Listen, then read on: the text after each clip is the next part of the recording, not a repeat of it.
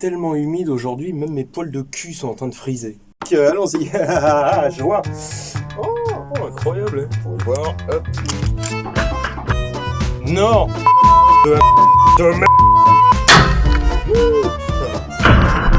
C'est littéralement bon. C'est chiant. Oh. Bonjour, bonsoir à tous, c'est Adrien Dufresne-Grenier, comme d'habitude, je vous souhaite à tous une très très bonne année, un petit peu en retard puisque je sais que cette vidéo ne sortira que la semaine du 9, je suis en flux tendu aujourd'hui, mais ça m'était pas arrivé depuis longtemps, putain. Aujourd'hui on va taper un gros morceau que je vous promets depuis très très longtemps puisque j'avais fait un petit short, enfin c'était un faux short en réalité parce que je savais pas comment faire un short et maintenant que je sais comment faire un short, j'ai pas tellement envie de faire des shorts. Bref, aujourd'hui, Martini Henry.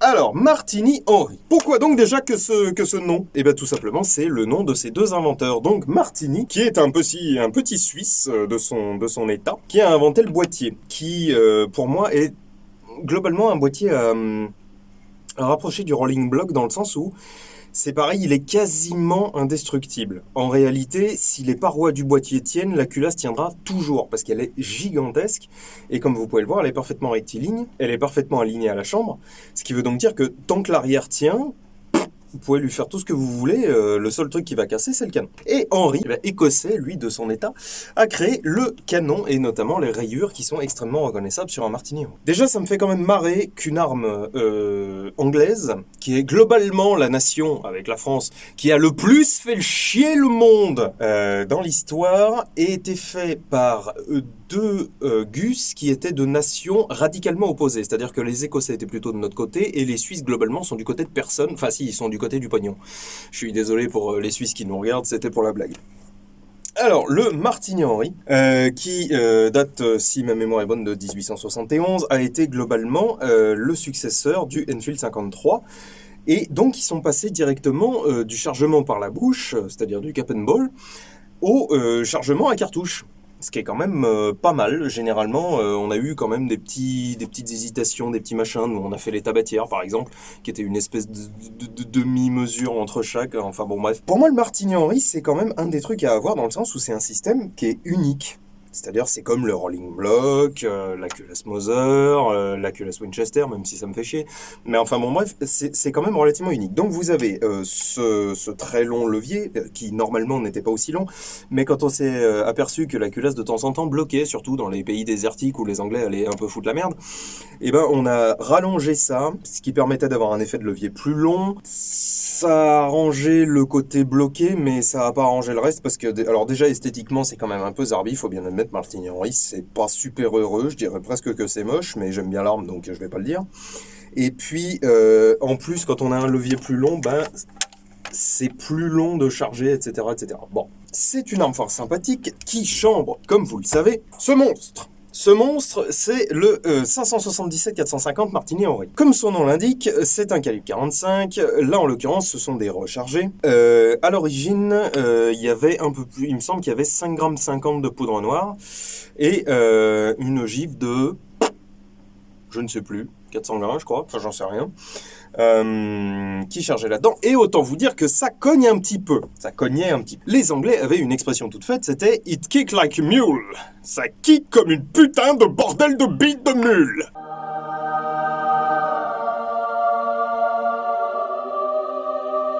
Ce qui fait que les sergents anglais, britanniques, avaient pour consigne de vérifier que leur mec tirait bien comme ça, et pas comme ça.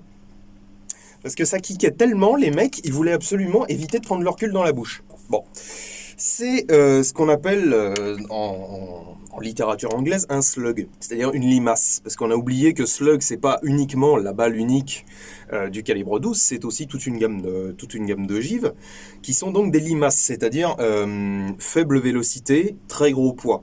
Ce qui fait une énorme puissance d'arrêt, mais ce qui n'est pas tout à fait adapté pour le tir précis en général. Donc aujourd'hui nous allons tester ça. Alors vous ne m'en voudrez pas, mais comme beaucoup d'entre vous le savent déjà, je ne tire pas poudre noire. Et donc j'ai chargé ça PSF. C'est tout à fait possible, j'ai fait beaucoup d'essais. en étant extrêmement prudent au début parce que j'étais pas tout à fait certain de ce que je faisais, et comme vous avez pu le constater dans le fameux short. Je vous engage d'ailleurs à toujours faire ça, hein, c'est tant que vous n'êtes pas sûr de ce que vous faites, votre arme reste ailleurs que dans vos mains. Voilà, elle peut tirer, mais ailleurs que dans vos mains. Donc, comme vous le savez aussi, je ne donne jamais d'indication de rechargement, je ne ferai jamais de vidéo sur le rechargement, même pas sur le matériel, parce que je considère que j'ai autre chose à glander. Tout ce que je peux vous dire, c'est qu'on peut commencer très simple. Moi, j'ai commencé sur une monostation, je l'ai toujours, et je recharge toujours sur cette monostation. Vous voyez, moi, j'ai pas évolué, et ça me convient très bien. Bref, vous trouvez tout ça sur les forums, donc moi, j'ai fait ça PSF. Nous allons tester ça tout de suite. Donc, évidemment, mon rechargement PSF est beaucoup plus doux en termes de recul que la charge PN d'origine, donc vous m'en voudrez pas, mais je vous aime bien, mais pas à ce point. Allons-y, testons ça. Alors, j'ai fait exprès, déjà j'ai fait exprès de laisser une chambre absolument dégueulasse, mais j'ai fait surtout exprès de ne pas tirer avec ce truc depuis très longtemps, ce qui veut dire que je me souviens que c'était pas non plus la galère, mais j'ai plus aucune idée du recul réel que ça a. Donc là-dessus, j'ai des balles de 550 grains, ce qui sont quand même des balles assez lourdes. Voilà. Donc, allez, on va essayer de faire un peu de cible.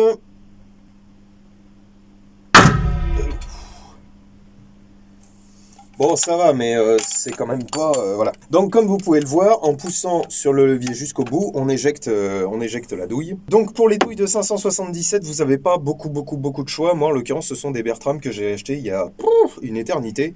Et donc, à un moment où Bertram, c'était pas tout à fait en dents de scie, où tous les lots étaient bons. Là, c'est vrai qu'en ce moment, Bertram, parfois, on se demande un peu ce qu'il glande, mais bon... C'est quand on n'a que, bah on n'a que, j'ai envie de vous dire. Comme vous avez pu le constater, je vous le refais. On laisse glisser l'étui dedans, on pousse à fond et on referme. On vérifie que le levier est bien coincé et on est prêt à tirer. Pas du tout, j'ai tiré. Bref. Ah oui, d'ailleurs, en parlant de ça, je le redis au cas où, pour certains, on m'a fait remarquer, oui, mais Adrien, tu pourrais quand même te mettre ta lunette, histoire de vérifier où tu tires. Oui, mais si je fais ça, vous ne me voyez plus. La lunette, elle arrive là, et donc vous ne voyez plus là. C'est pour ça que je ne le fais pas. De toute façon, vous avez tous compris que sur le French-Grenier, globalement, la précision, on s'en branle. L'idée, c'est de savoir ce qu'on peut faire avec une arme, qui peut le faire, etc., etc. Donc là, en l'occurrence, cette arme-là... Vous voyez, elle est longue comme un jour sans fin, hein, c'est une putain de canne à pêche.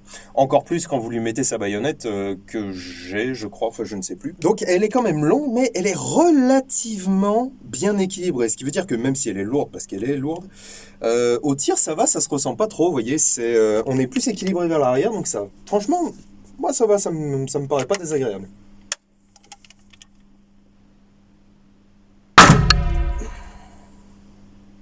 Ça va.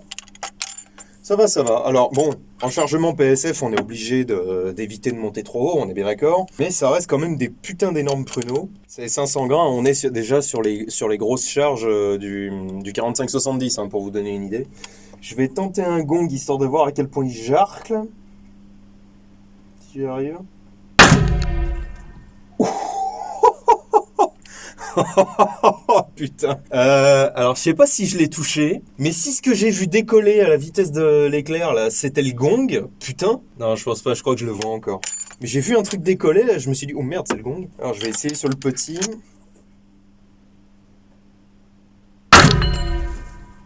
Là je l'ai eu. Alors là globalement j'ai tout eu, y compris ma cible, donc on va faire du gong à partir de maintenant, de toute façon il reste qu'un coup. Alors c'est vraiment très sympa. En chargement PSF, c'est vraiment très agréable. Et moi, je ferai du tir avec ça toute la sainte journée, hein, sans déconner. Autant poudre noire, non, clairement pas. Pour les raisons qu'on a évoquées. Mais c'est très sympa. Alors, les organes de visée sont relativement clairs. Mais alors, sérieux, cette hausse, en fait, c'est, pour reprendre l'expression consacrée, c'est un ensemble de courbes qui se font dresser une ligne droite. En l'occurrence, la ligne droite, c'est mon mauvais caractère. Parce que c'est... Elle est trop ronde, cette pute de hausse là, ça m'énerve. En plus la mienne elle bouge, on se demande bien pourquoi. C'est trop rond, le guidon est bien, mais la hausse, j'ai un peu de mal. Alors on peut utiliser celle-là, la hausse sur curseur, là, mais là en l'occurrence moi je suis beaucoup trop près donc ça sert à rien. Bon, la hausse fixe, peut mieux faire. Allez, je vais essayer du gros gong, je vais le détacher, je sens, mais bon.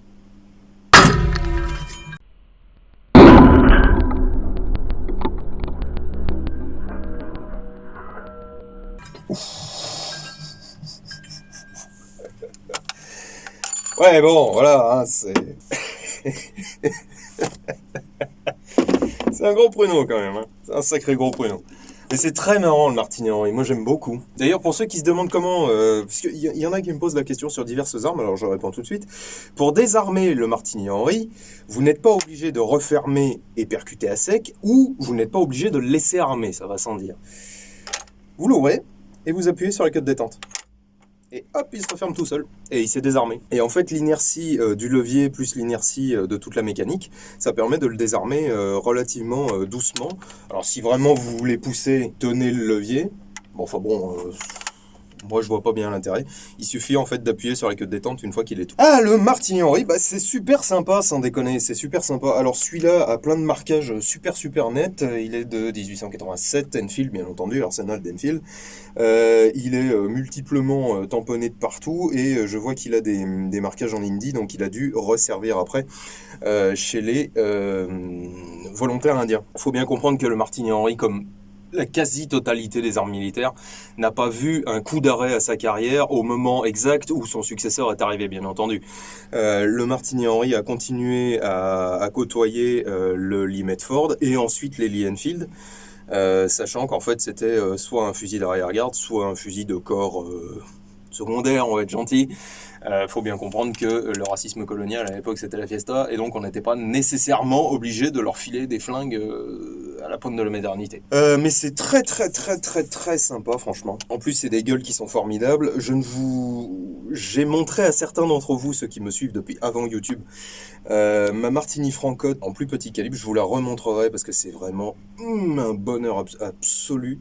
Le système Martini a resservi ensuite à faire un sacré paquet de flingues et un sacré paquet de très bons flingues, notamment des flingues suisses, alors qui sont souvent dans des calibres très azout, mais quand ils sont dans des calibres, on va dire, dénichables par autre chose que Indiana Jones, et ben ça peut être vraiment très sympa. Notamment, je me souviens d'un système Martini en 8 Lebel qui était un bonheur absolu. Bref, sur ce, mes petits, je vous souhaite une très bonne continuation. Faites comme moi, c'est-à-dire remettez-vous bien de votre gueule de bois des fêtes et du Nouvel An. Enfin, des fêtes en général, quoi. Le Martini Henry, c'est super sympa. Mangez-en. Je vous dis à très bientôt. Mangez de la dinde et buvez de l'eau. Ciao!